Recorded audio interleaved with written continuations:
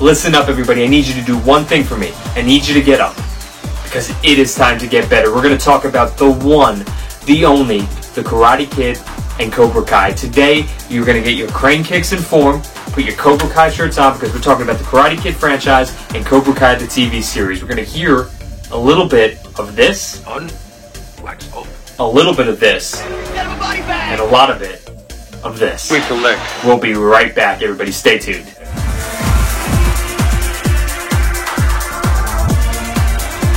Get better.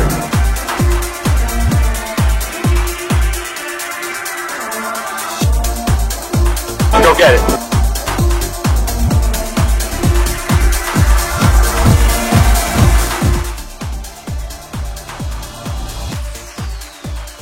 Welcome back, everybody. This is Get Up and Get Better. And what are we talking about today? The Karate Kid. So look, we're going to break it down. We're going to talk about Karate Kid Part 1, Part 2, a little bit of Part 3, and then Cobra Kai. I love this whole franchise. My uncle got me into the movies last year, and then he told me to watch the show, and I think the show even makes the movies even greater. There's so many great lessons in the Karate Kid franchise. And look, I think the greatest part about Cobra Kai specifically is that you have allegiance to one character in one episode and then allegiance to another in a different episode. And what makes that unique is because it shows that everyone has a struggle. We don't always know what everyone's struggling, but everyone does have a struggle. I've said that before. You know, you could grow up really wealthy, you could grow up really poor, you could live in a nice neighborhood, you could live in a bad neighborhood. But no matter what, we each have a struggle, just struggle differently, right? So I think the Karate Kid, it's about Daniel LaRusso, this kid from Newark, New Jersey. He comes out to San Fernando Valley, and he's getting picked on. And for the record, I'm going to say this. Daniel's my favorite character, yes. And I love Johnny Lawrence now. But Daniel was not the bully. That crap that people try and tell you. And the crane kick, it's legal. So those are my two thoughts on two very dynamic Karate Kid theories. So we're going to start with the Karate Kid Part 3. So I love Mr. Miyagi. I think he's the most quotable and inspirational character in the franchise because he takes little lessons in life and turns them into great, valuable life lessons. And he does a great job with showing you that everything is a lesson and showing you that you can overcome anything. We're going to start with the Karate Kid Part 3 when Daniel's getting beat up by Matt Barnes and he doesn't think he can keep going. Mr. Miyagi, it's over. It's over. Forget about it. No. I'm afraid. Just get out of here. I want to go home. Cannot, must not. It's okay, lose to opponent. Must not lose to fear. Yo, I'm afraid. I'm afraid of him, all right? What do you want to do? You stay focused. Tell us how your best karate is still inside you. Now time, let out. So now time to let it out. And I think that... Oh, there we go. So I think that, you know, time to let it out. I think that's a great point because you can't lose to fear. You can lose to an opponent. They might be stronger. They might be more physically gifted. But when you lose to fear, you're just giving up. You're not even giving it a shot. No one wants to just lose to themselves. That's what you're doing when you're afraid. Take that fear and transform it into something that is more stronger than muscles, stronger than physical abilities. Nothing can beat the will and the strength of what's inside of you. And I believe that. Now, to switch over to Karate Kid Part 2. So, I'm a huge fan of Daniel LaRusso. I think, he's a kid from Newark. He comes to San Fernando Valley, and he really is struggling, but he has a strong relationship with his mother. And I think that Miyagi becomes a father figure in his life, and he gives this lesson to Miyagi when his father's dying in Okinawa, and it's really interesting. I'm going to play it.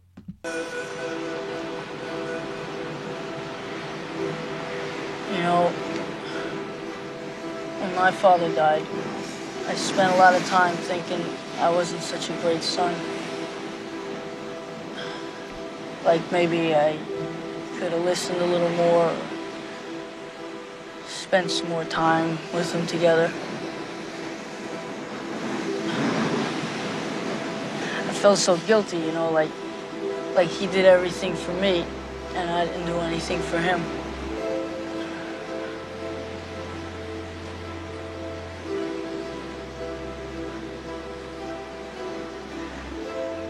And then one day I realized I did the greatest thing for him before he died. I was there with him, and I held his hand and said goodbye. I think that's a great line because, look, your parents brought you into this world, and I've said it before, I know I am blessed with the greatest parents. And in my life, I've recognized that your relationship with your parents, there will never be another greater relationship you have in this world because your parents are always going to be there for you. In most cases, I understand not everyone has that luxury. But for those who are in a situation where their parents are there for them, recognize that they're there. And you're their life. You're their world. So, I mean, I've understood from a young age, I never really got consumed in the party scene or going out. To me, I loved hanging out, watching a movie at night with my mom or, watching the news with my dad. Things like that is what I treasure because your parents aren't around forever. But they're the ones who are always going to be around for you. And I think it's important to recognize that you should be there for them. And don't get consumed in your life so much that you're not being there for your family and your parents and your loved ones because that's when you'll slowly start losing yourself. And, Miyagi was like a father figure to Daniel, and he had this quote about revenge, and I loved it, and we're going to play it. How's revenge? Daniel-san, you look revenge that way. Start by digging to grave. I love that line because, look, if you let revenge consume you, if you let revenge be your guiding force, like Miyagi says, you might as well dig 2 graves because you'll be dead too. You die when you let revenge consume who you are. And like Frank Sinatra said, I've said it before, the greatest revenge is massive success. Let success drive you, not revenge, because you will be digging 2 graves if you let revenge be your guiding force. And another Miyagiism that might be my favorite quote from the movie the more I think about it is this one. Same kind of situation, but different line. No such thing bad student, only bad teacher. No such thing as a bad student, only a bad teacher. That is spot on. Because look, we all have a teacher in our life. We've all been taught by someone, and you will always end up teaching someone yourself. And when a student messes up, a student makes a mistake, it's a direct reflection of who taught them. I'm a firm believer in this as a parent, as a teacher in a classroom, as a karate instructor in your own dojo. It doesn't matter, but you're teaching someone no matter where you are. Even a peer, you can teach a peer. But what they learn from you is a direct reflection of you because you're the one who gave them the information and the knowledge to provide in that certain situation where they messed up, where they made a mistake. And it's important to remember that when someone puts their trust in you, that you have to put your trust in them because they are going to be your representation out there in the world. And Kreese doesn't really learn this, if you notice. Kreese really, he doesn't understand. He has said this before, but there is no such thing as a bad student, only a bad teacher, even with the conflicting views. And I do love the conflicting views because I love Miyagi-Do, I love Cobra Kai. I think they both teach important lessons. Strike hard, strike first. But defense is important. And use it to protect other people. I think that's why I love this franchise so much. And we're going to transition here into Cobra Kai. So Cobra Kai is such a fantastic, phenomenal show. And there's this scene specifically that I wanted to talk about because Johnny Lawrence is talking to Hawk and Eli, who made mistakes at the tournament. And they didn't show mercy. And Cobra Kai's message is about no mercy. But Johnny, I love, this is the one thing I think that Johnny does well is he flips it and says, we got to show honorable mercy, which is really the important part, being honorable. And they didn't do that. And he's teaching them this lesson. And the way he decided to share his message, I thought was fantastic. So here we go. Maybe you need some help. Miss Robinson! Yes, Sensei. 2 cobras in the jungle. One kills the strongest lion. The other kills a crippled monkey. Which cobra do you want to be? The one that kills the lion, Sensei. And why is that? Because it killed a stronger animal. Correct! Cobra Kai is about being badass. And the baddest badass is the one who beats his opponent when he's at his strongest. 100%. 100%. I love this quote when I heard it, and I said to myself, I'm going to talk about this. Because look, the crippled monkey and the lion. Why the hell would you go after the crippled monkey if you can go after a lion? And you want to be a champ, you want to be a winner, you defeat the best at their best, a lion. If you defeat someone weaker and not in a position to beat you, you're just an insecure little wimp. That's just a fact. If you just pick on, it's just like the bully mentality. You're picking on other people, the weaker individual, physically, maybe their life at home isn't the best and they just don't know how to fight back. And you're picking on someone weaker to make yourself feel stronger. You're the weakest person in the room. Got passionate there. I just hit my computer. You are the weakest person in the room. And bullying pisses me off. Because look, I've been bullied. I've said it before. I've been teased. I wouldn't say I got drastically bullied, but people made fun of me for my weight. And I think that the best way is to strike hard and strike fast, but always be honorable in doing it when showing mercy, and never pick on someone weaker. Go for the best. Go for the lion. Fight back strong. Never fight a weaker opponent, because that makes you pathetic and weak. And to go off of that, we're going to go to arguably my favorite character in Cobra Kai, Hawk. He is awesome. And this is my favorite scene from the entire franchise, possibly. I think that it's about flipping the script. I think I've mentioned on the show before that, look, when I was in elementary school, I didn't get to go to recess. I had to go to speech therapy. Now I'm talking on a show, so that's kind of funny. But I went to speech therapy because I couldn't talk correctly. Growing up, I terrible pronunciation. And I also took occupational therapy because I couldn't write my name neat. I couldn't cut like a line on scissors. And, sometimes I catch myself with a lisp sometimes, but, I controlled it. And I flipped the script, and I lost all the weight. I lost 70 pounds. I flipped the script because I was tired of the bullshit that was getting feeded at me, making myself feel like I wasn't worth it. And it comes in subtle ways. It comes in other people making jokes at you, thinking they're trying to be funny, but really that their intentions are cruel.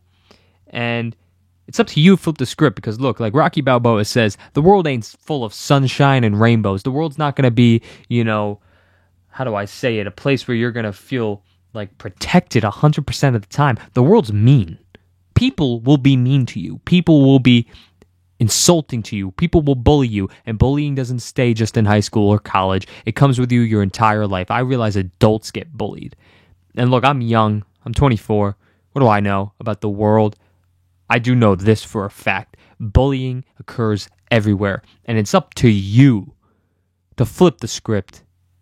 Flip it so you're not getting attacked. Fight back. And that's why I love this scene, and we're going to go, and I'm amped up. I have been hard on you.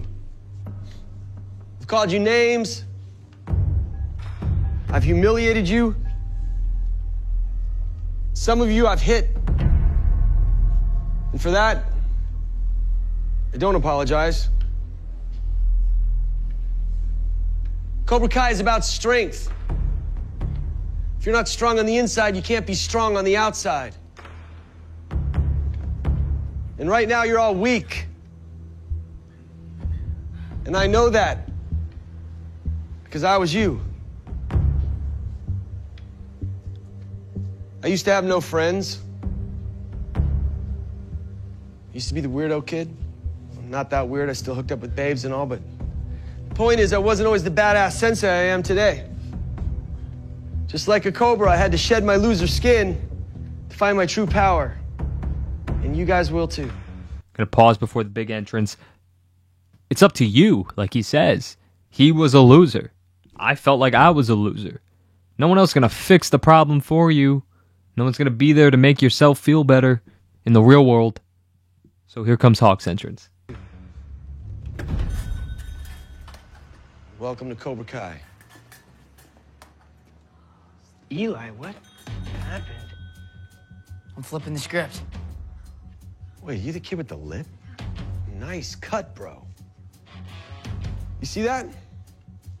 Doesn't matter if you're a loser or a nerd or a freak. All that matters is that you become badass. Hawk, fall in.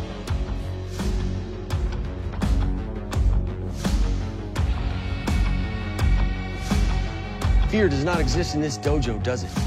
No, Sensei. Pain does not exist in this dojo, does it? No, Sensei. Defeat does not exist in this dojo, does it? No, Sensei. Class, are you ready to learn the way of the fist? So that's my favorite scene, I think. Definitely from the first season. Because he flipped the script. Look, these are a bunch of kids who are getting picked on at school. And they want to fight back. Strike hard. Strike first. And no mercy. You know, honorable no mercy, like I'll say. But you got to flip the script. You got to be the one to flip the freaking script. Because no one else is going to flip it for you. And he was getting called lip because of his face. He had a problem when he was born with his lip. And people are merciless. People will make fun of you for anything, and he flipped the script. And I'm not saying bullying's right. I hate bullies. I can't stand them. They piss me off. But you can't expect in this world to not be a victim of bullying at any age. You got to fight back. And I'm going to go, continued off of that point, to Tori and Sam, a rivalry in the show. And they both give good lessons here. I'm going to play it. Some people have it good. The rest of us, we have to fight for every inch of what's ours. Everyone's got a sob story. That doesn't give you the right to be a bully. Perfectly tied in. So Tori, she sees the world one way. We got to fight for what's ours. We got to fight back. And then Sam says, everyone does have a sob story. Doesn't give you an excuse to be a bully. And they both make fantastic points. Fight back, but never fight a weaker opponent. Fight back, but never bully anybody. Because you might know how that feels. Why would you do that to someone else? That's how you continue to get better. And we're going to continue, just trying to catch up on all that we have here. Let's see. We got this one. Yeah, this one I like a lot. We're going to go with Johnny Lawrence. When do you think you're gonna show up? I may not always win, but I never back out of a fight. Great. Let's sign up. Not yet. There's one more lesson I have to teach you. You've all learned to strike first. To be aggressive, not be losers. Taught you to strike hard. Put every ounce of your power behind everything you do. I haven't taught you the third rule of Cobra Kai. No mercy. The older you get, the more you're gonna learn that life isn't fair. You wake up one morning feeling great, and then life throws a spinning heel kick to your balls, takes a big steaming shit in your mouth. You get an F on a test, you get suspended, you fall in love with the girl, some other dude comes and steals her away. Car gets set on fire. Just when you think things are going good, everything falls apart. That's how it goes. Life shows no mercy, so neither do we. We do whatever it takes to keep our heads above water. We do whatever it takes to keep moving forward. We do whatever it takes to win. Remember who you are. You're badass. You don't give a shit. You kick ass. You're Cobra Kai. Cobra Kai! Yeah! I love that speech because, look, life is unbearable sometimes. Life will continue to fight back. Life will continue to punish you. And it won't show you any mercy. So why should you show it mercy? And that's to the world. And I love that throughout this show, he twists his mentality to show no mercy at the world instead of just no mercy at an opponent. Because sometimes you should be honorable in showing mercy to an opponent when all is fair. And that ties in directly to the season 2 finale where we're going to end today with Miguel. And we're going to play it here. Very drastic ending if you saw it. I won't spoil it. But Miguel is listening to what Johnny Lawrence said. And here we go. I wasn't taught the difference between mercy and honor, and I paid the price for it. If I'm extra hard on you, it's only because you have the potential to be better than I ever was. You want that, don't you? So I love that scene because it's a great ending to the show, tragic ending for the season, but go watch it. It really is, you see so many different points of view in this show. and showing honorable mercy. Not necessarily to the world, because the world won't show you mercy, but to your opponent, to your peers, show mercy, because that is the honorable thing to do. And like I said, the allegiances fly throughout the show because you respect everyone's point of view, you respect their way of thinking, and that everyone has a struggle. I think that's what makes it special about the show, and I think the Karate Kid specifically shows you that anyone from anywhere can be the hero. Now go do the crane kick, go do some karate, but most importantly, go get better. I will see you soon, everyone. Thank you for tuning in. And like I like to say, message me if you want certain topics talked about, no matter what it is. Give me a message. I would love to talk about and help motivate your day even more. Go get better, get up tomorrow, and be better than who you were today. Thanks, everyone. I'll see you soon.